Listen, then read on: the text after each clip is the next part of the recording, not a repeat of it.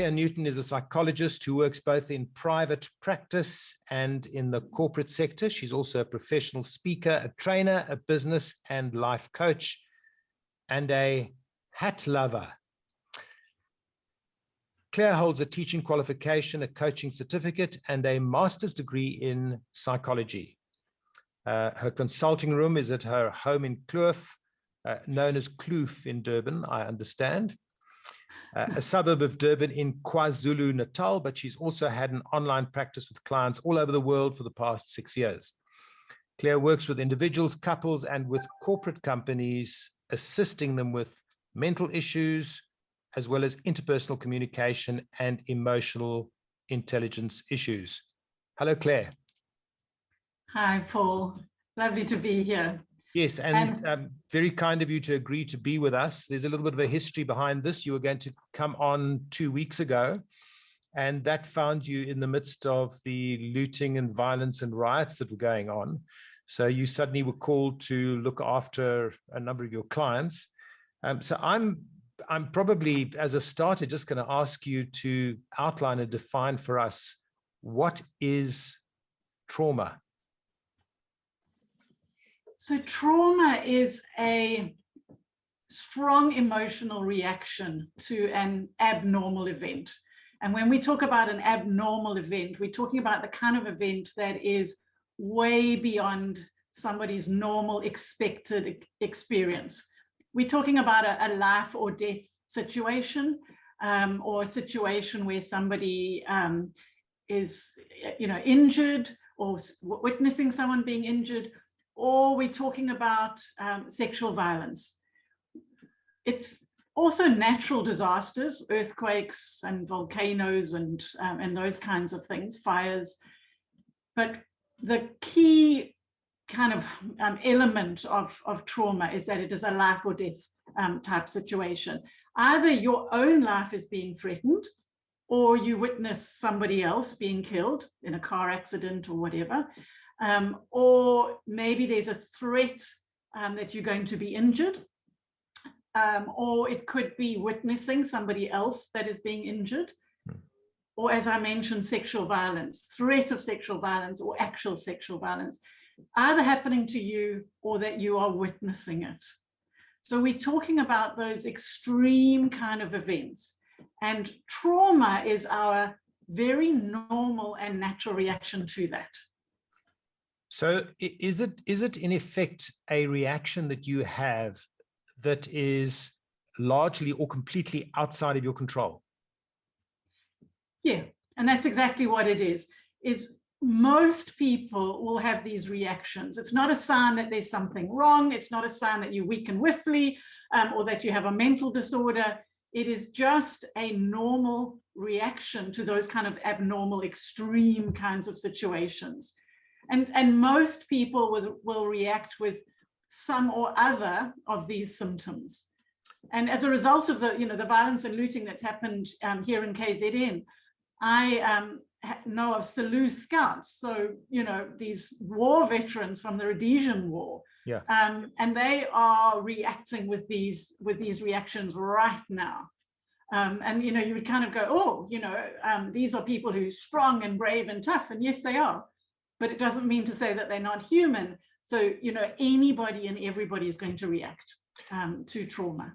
So typically for South Africans, it might be situations that we encounter, such as the violence and the looting, but also victims of home invasions. Someone that, as you say, may have been in some way violently attacked, whether it's a sexual abuse or whether it's just a violent attack with a firearm. So it covers that entire area.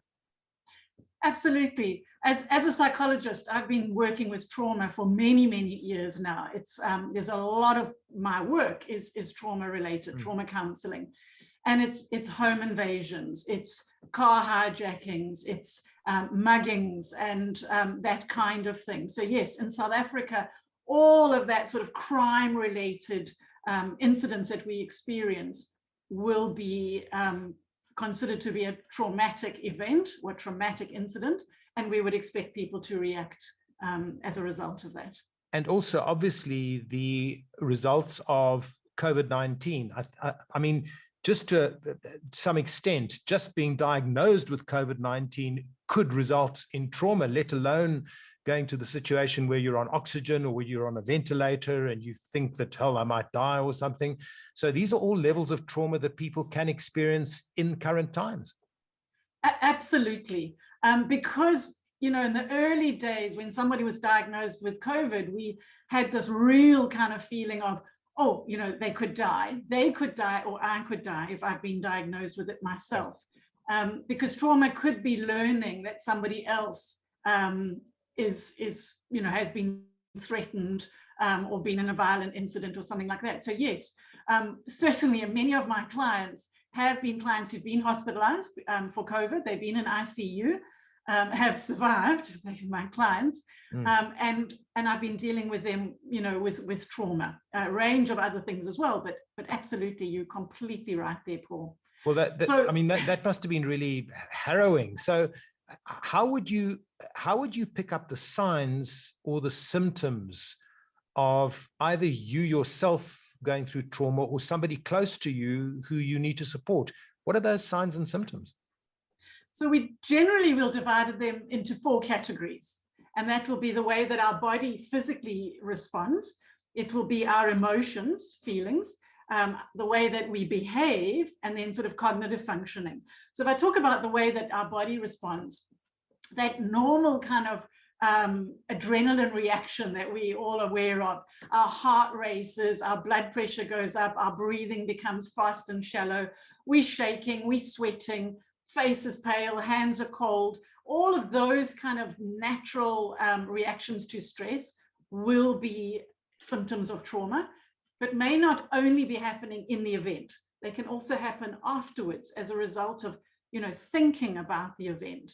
So generally what I'll find is that for the next few weeks, people will often find that their breathing is quite shallow, it's quite sort of high up in their chest, it's very fast, they do feel quite shaky, and you know, just their whole body reacts. There could be aches and pains for no apparent reason, especially here in our shoulders and our neck, where a lot of people will hold tension, in jaw for those people that clench. So just generally aches and pains, headaches, that kind of thing.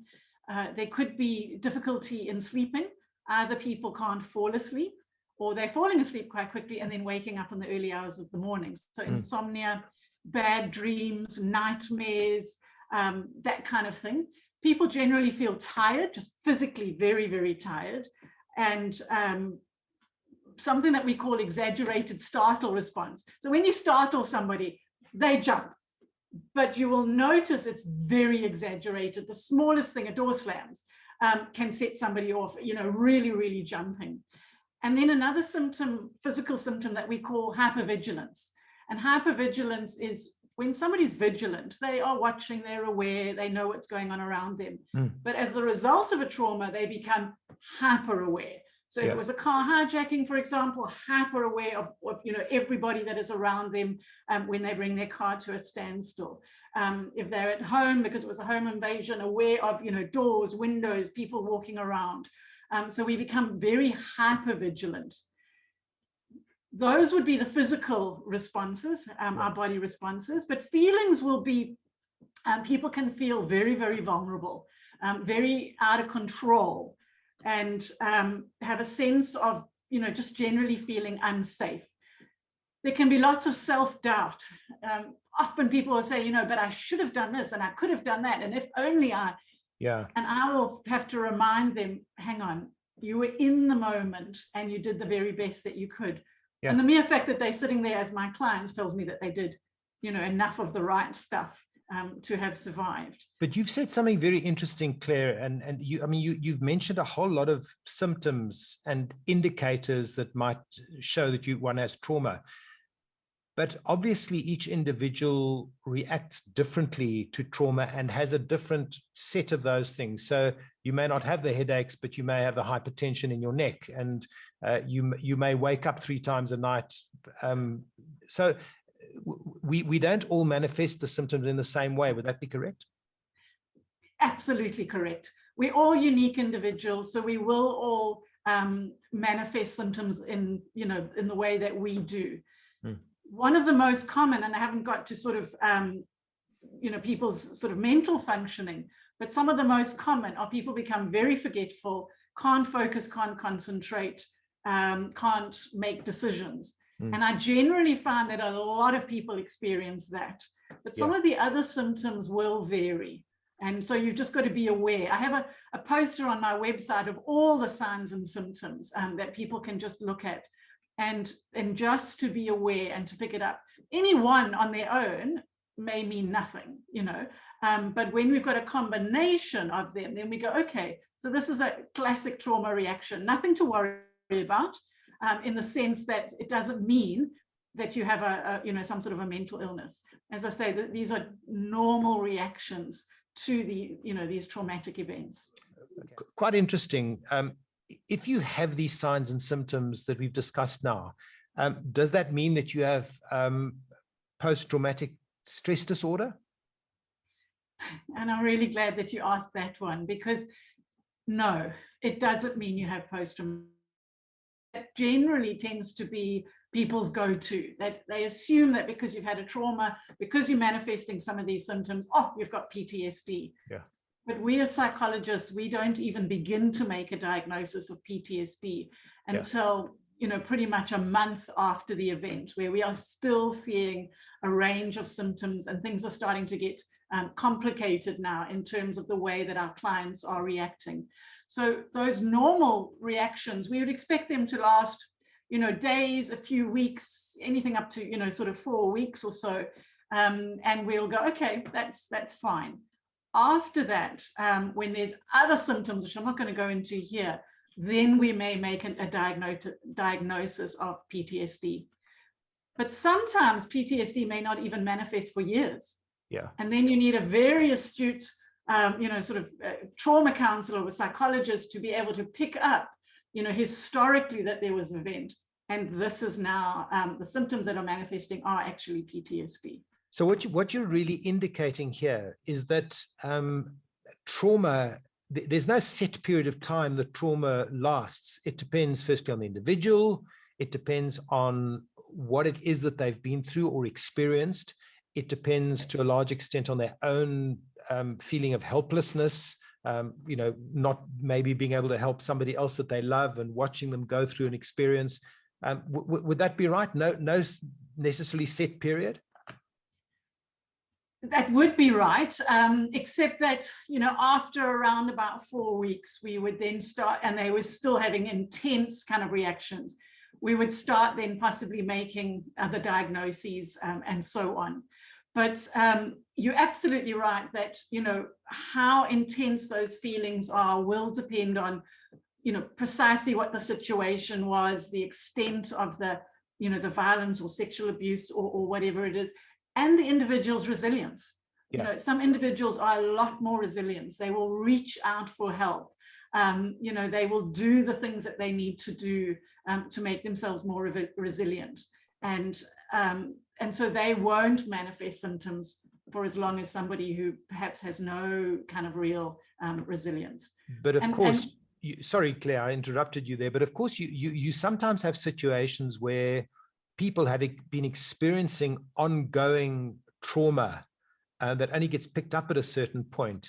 Like, for instance, somebody who's being sexually abused over a period of time. How does one kind of deal with that, where they've got into a pattern of experiencing trauma on an ongoing basis? It's extremely difficult to deal with. And that's when you really do need the help of a professional. And not all psychologists, by the way, do trauma counseling. So you want to find a professional who's experienced in doing, trauma work and working with people who have been traumatized. Okay, so if I'm in a situation where I've experienced trauma, what are the things that I can do to help myself? And even more important, what should I not do? So the first thing is just to be aware that it's okay to not be okay, and to give yourself a break. So don't beat yourself up, but just to be really, really kind to yourself. I always encourage people to reach out for professional help, even if you're doing okay.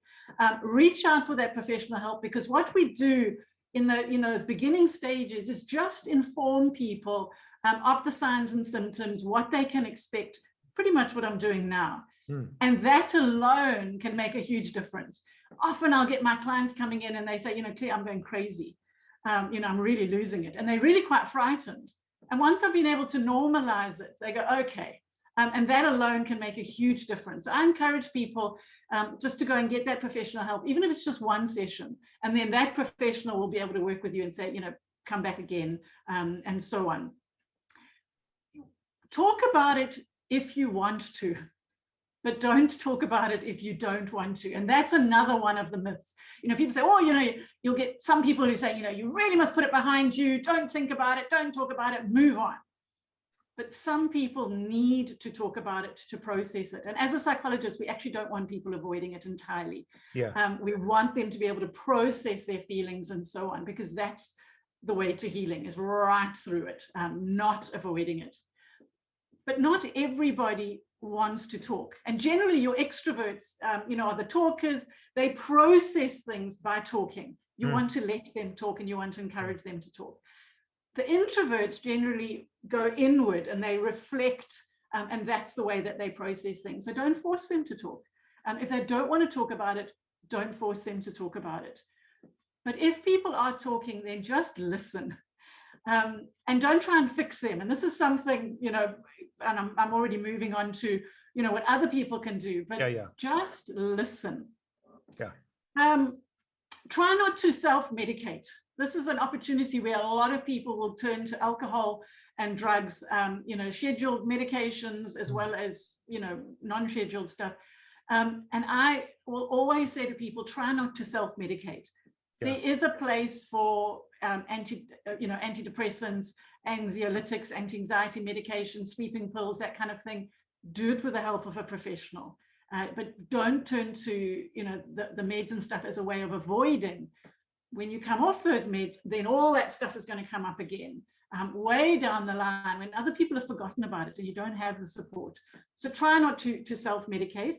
Try to support yourself physically as well as you can. So practical things like keep your routine, keep your exercise routine going, eat well. A lot of people will lose their appetite or gain an appetite for the high fat, high sugar content stuff, the junk food.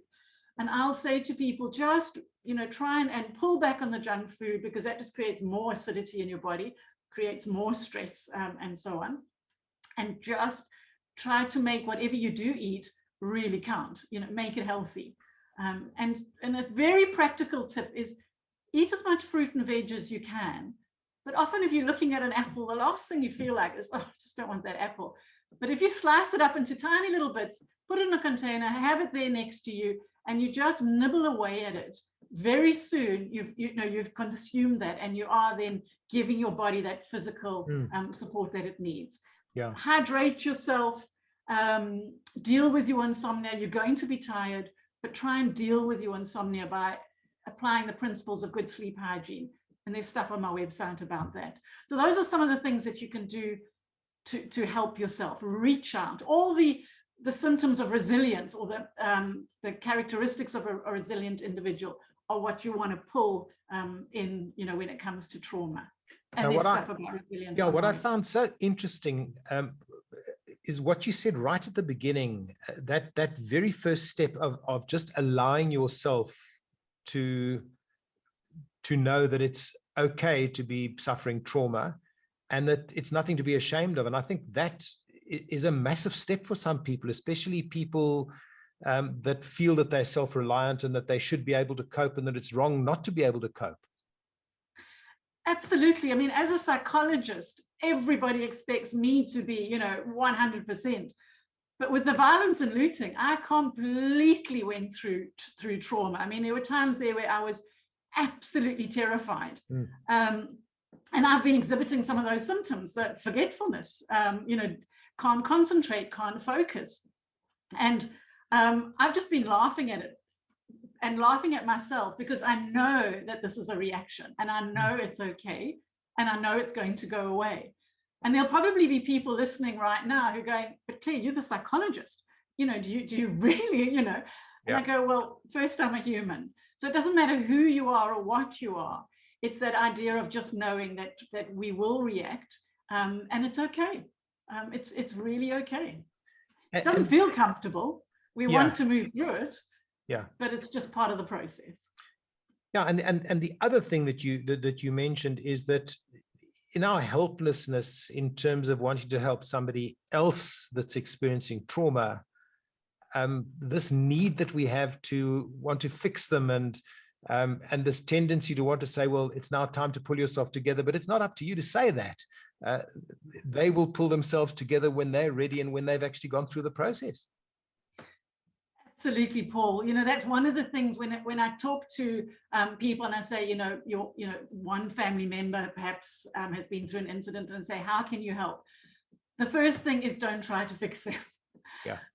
Because they need their time to process whatever it is that they process. And so don't minimize. Don't tell them, okay, it's time to pull yourself together. Don't tell them it could have been worse, or you're so lucky. For that individual, it's been absolutely horrific. Yeah. They'll get to that place of knowing that, it could have been worse, perhaps. Perhaps it couldn't have been worse. Perhaps it is about as bad as it gets. Yeah. But it's not for you to minimize. So let them have their feelings. Let them not be okay for a bit, and then try and assist them to get those routines back in place, to be eating properly, to do their exercise routine, their daily routines. That's something that you can do to assist. Okay. Definitely one of the things not to do as the other person is, don't be angry. The person who's gone through the violence, whether it's sexual violence or some sort of a home invasion or whatever, they've had all that violence, all that anger directed at them.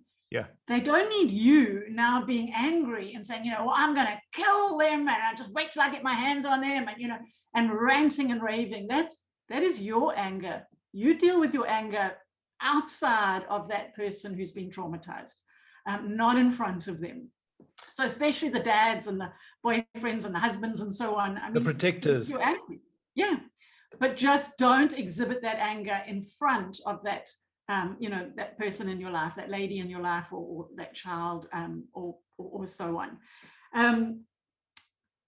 One of the other things that this really kind of comes home to me is help them to feel safe. And there was an incident where it was a personal friend of mine who was raped. I spent the whole day sitting with her mother while the friend was getting herself sorted out with everything that needed to happen. And a few weeks, and I told the mother exactly what to do, how to do it, and also was just there for the mother in her own trauma and upset and despair. And a few weeks later, my friend phoned me and she said, it's so awful because my mum won't lock the security gates.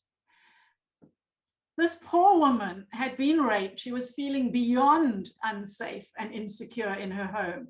And mom was just going out and leaving the security gates unlocked, not setting alarms and all of that kind of thing. And it really came home to me. Those things are so easy. Help that person to feel safe again. Yeah. But don't make the mistake of forcing them to get back on the horse. So if there was an incident at work, don't force them to go back to work or that ATM or drive that particular place where they've had the accident. Eventually, if they do need to go back to those places, we want to get them back there. But to ask them to jump on the horse and just go is going to just create a lot more trauma, a lot more anxiety. You want to do it very, very gently in a very safe and contained kind of way. If you've experienced severe trauma, can you actually ultimately heal? Yes, you can. And in fact, there's a lot of research that is coming out now about the positive effects of trauma. So many people will actually come out telling you that they feel stronger and, they had no idea that they would be able to cope so well. And get to this place and so on. So yes, people they most certainly can cope with trauma, heal from trauma. Sometimes it's more complex for some people and they'll need that professional help. And it can be quite long-term, so flashbacks, for example. I mentioned the Rhodesian War veterans. I have a personal friend, she's, sort of my mother's age, and she says a car backfiring is enough to set her off. Yeah. But she had a particularly, dreadful experience. So for some people, it can be, long lasting in the sense that it can come back in those form of flashbacks, and Hollywood movies have kind of told us about flashbacks. But on the whole, most people will heal.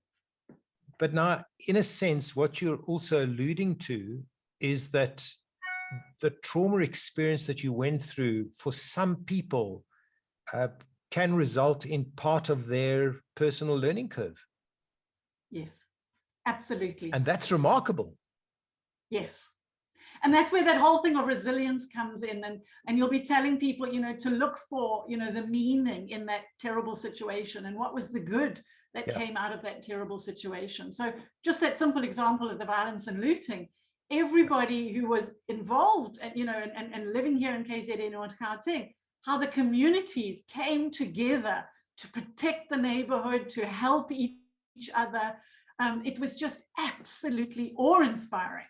And so those kinds of things are the things that you would be encouraging the traumatized client, the traumatized individual to be looking for. Their own strength, their own ability to cope, their own ability to find the good, to see the lessons. That's so we can turn it into a positive.